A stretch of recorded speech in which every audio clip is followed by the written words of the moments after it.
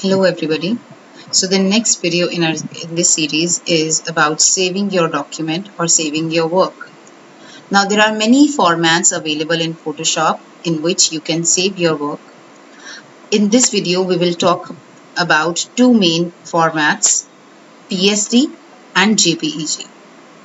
Now it depends whether your work is complete or is partially complete that you will save your work accordingly. As you can see on the right side, there is a layer window in which my background and the image both are on a different layer. Now, if I save it as JPEG, it will flatten the image and compress them together. In that case, I will not be able to come back on this work and edit.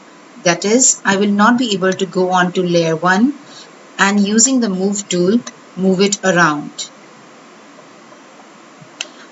This is a perfect option once your work is done and you want to save it as an image and send it to somebody.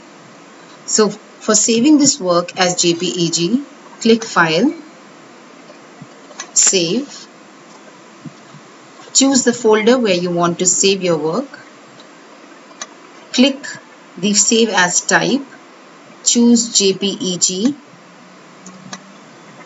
give your file a name and click Save. Choose the standard high quality option and press OK. Now this file is saved as a JPEG image. However, if you want to come back and used to add more things or move the previously done work, you must save this work as PSD, Photoshop document. For saving your work as PSD, click File, Save, and similarly choose the location, give it a name, and save as type PSD. Click OK. Now, whenever you have to edit your work, you can go onto your PSD file and rework. I will give you a quick demonstration on how does it look like. So if I close these tabs and open the image, the two files we have saved. Now this is the folder where I had saved my work.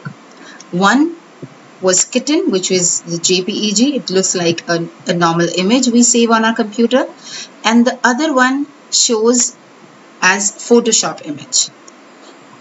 On opening the JPEG image, you will see in the layers that both are merged together. However, if you open the PSD file which we had saved, it shows both the layers separately, and in that case I can even hide this layer or delete this layer, move this layer, and can finally save it as JPEG once I am done. I hope you find this video informative. Thank you.